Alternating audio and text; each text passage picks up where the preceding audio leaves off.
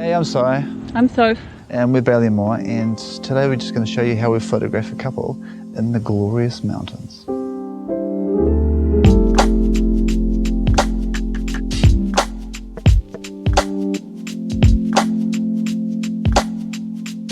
So, Corey, Tony, this is the crew for today. And so yeah, we're going to shoot this location, which has got some really glorious tussock vibes, some cool Matagari, you know, the color palette's super nice. We're sort of, you feel like you're in the mountains, but we're not freezing our ass off. And then we're going to finish up the day for sunset on that little rocky bit up over there, which will give us about 20 minutes of extra light. But yeah, we'll sort of like start to work our way into sort of telling a little bit of a story about them and who they are and how they interact and the place that they're in and all this sort of stuff. Let's do it.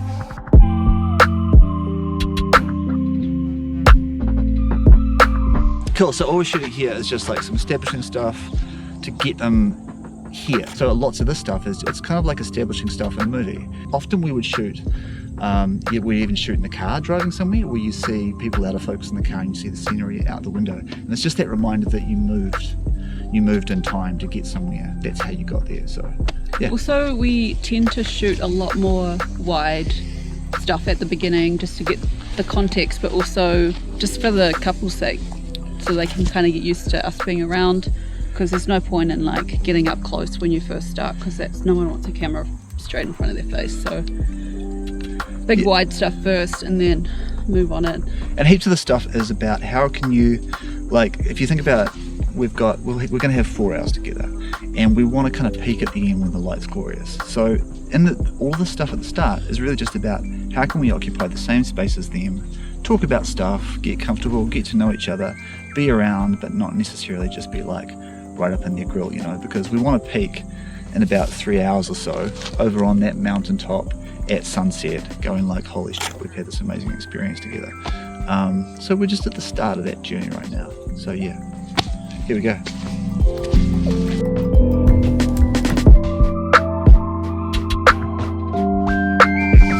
No, if you kind of sit down spoon, so if you're right in front.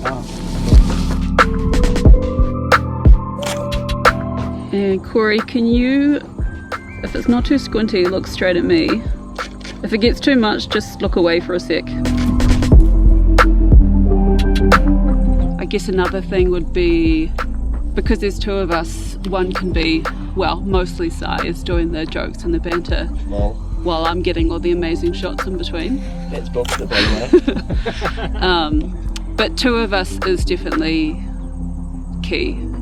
One of us is focusing on them. We can distract them to break them and reset them as well. Also, one of us will be shooting, which gives us a chance to look around and find another spot to shoot in. Once we kind of get the feeling that the couple are getting to the point where they're done with sitting in the same spot, I can be like, I found a spot here, take them there, start over again.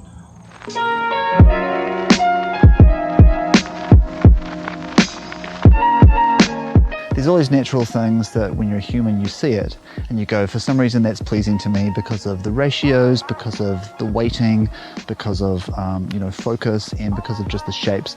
And what we've got here, we've basically got these guys, you know, as like a beautiful organic non-leading line shape here, and then we've got super sharp line, big hunk of like same color, another super sharp line, you know, band of color, and it kind of falls in this really wonderful block rule of thirds way. So we want to get these guys so that they're kind of piercing all 3 layers.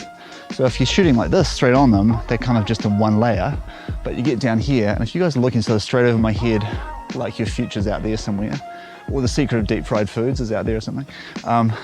Yeah, so all of a sudden they're kind of across 2 of the 3 layers, and you've got this thing. Yeah, you've got this glorious like thing, which is like suddenly goes from being, oh, it's just cool, to being like, oh, we've got this architectural delight. Delight. I've never used that phrase before.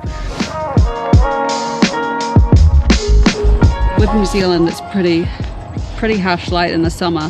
Winter light's actually quite nice, but just with get some variation, so we're not shooting all in full sun. So this dark kind of patch here we can work with quite a bit. I think you can always find good light, whether it's in a shitty hotel room or in a beautiful, soft desert light in LA. There's always going to be good light somewhere. It's just knowing where to look for it.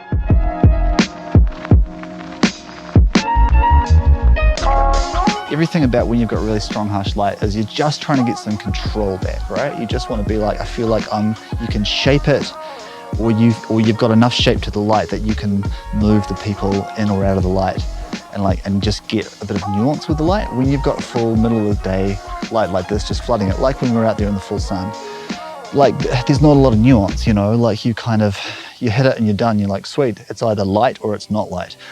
Whereas when we get to a spot like this, where we've got a deep shadow line with like a shaft of light coming through, we've suddenly got control back, you know, and while we can't move the light, we can move the people in or out of the light to the edge of the light. So being able to find the edge of the light and being able to move someone in and out of it, and bringing some control back to about how you want to tell the story, how you want to use that light to just show up the best of these two people.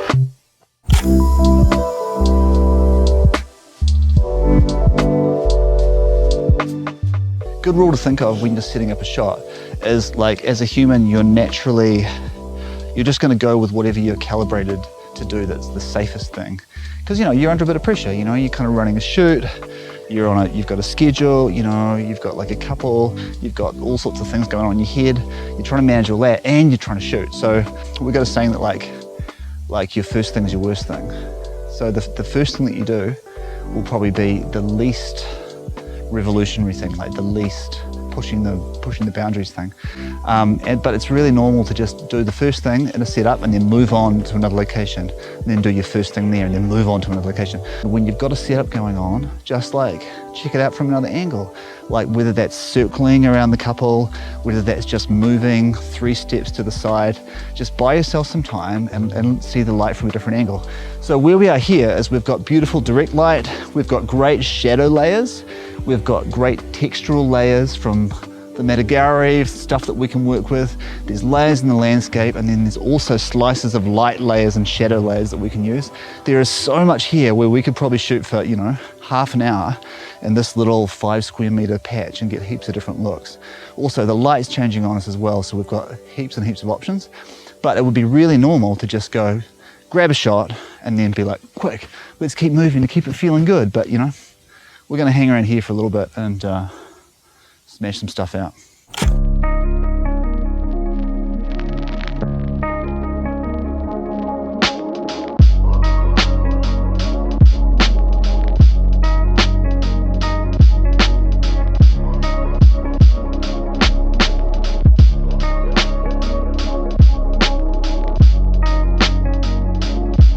Okay, so we're done here.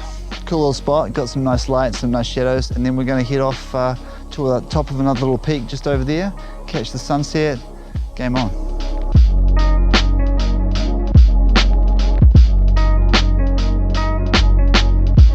Yeah, so we changed locations and we're heading up this crazy mountain in the middle of Queenstown, which feels like it's a place that you'd have to get a chopper to, but somehow we're driving to it. And then we're looking straight out to the Remarkables. And when we get out of the car, it is freezing cold. And so we're trying to get the couple to feel like they can have a wonderful, intimate moment at the end of this pretty fantastic adventure day. A lot of that is about, you know, acknowledging the cold, and then having a really good plan to be like, we're going to shoot in this spot and we're going to do this stuff. And then you guys are going to come back to the car and get warm. And then we're going to go over and do this spot. So they at least know what's going to happen, what's going to happen, so that when they're standing around, if we're just trying to figure out a plan, they know that, you know, the pain is not going to go on for forever. You know. Yeah, being prepared is one of the biggest things. We make sure we do well, so we will always location scout and try and do it at the same time the previous day that we're going to be shooting, so we know exactly where the shadows are going to fall, and it just gives you a lot more confidence, so you're not going in blind. Being prepared takes away that anxiety that a lot of photographers, I think, feel because they're not quite prepared enough. Stay with me, sleep all day in my bed, hang with me, oh tell me where have you been. So So we've got a kick-ass like light stripe on a little ridge just there. They're just going through a shady little valley to get up to it, but it's like this ridge is giving a really sharp shadow line. There's a really sharp cloud line on the range behind, so we've got this everything dark with this beautiful light band that we can put them right in the middle of. Here we are, dreamy as, look at that. OMG.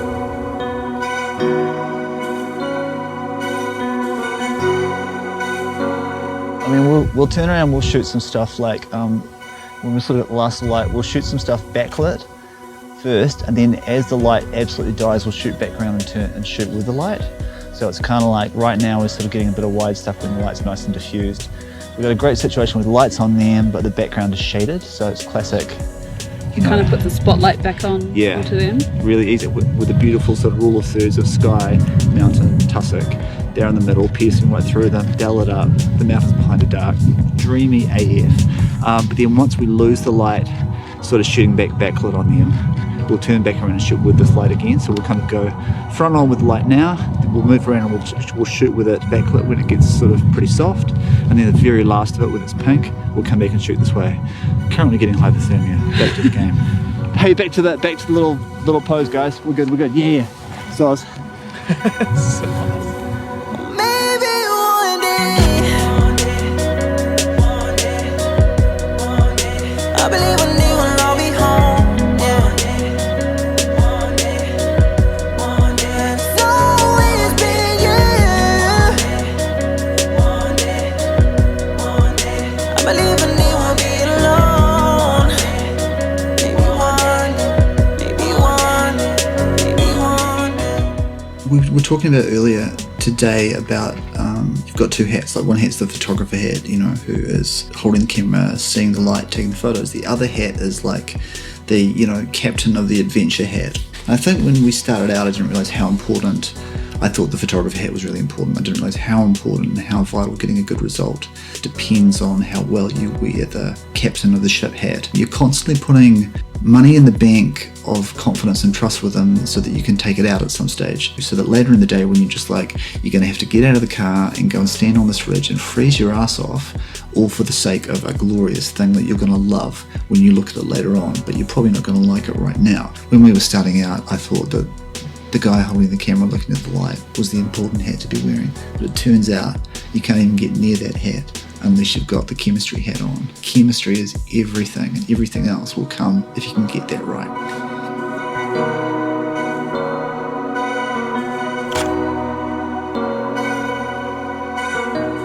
hey, so that's us. Thanks for watching. Hope you picked up some great tips along the way. Make sure you subscribe to Canon for more mean as social content like this. We're gonna go get some hot chips. Hot chips. We're out. Maybe one day, I believe one day we'll all be home. Yeah.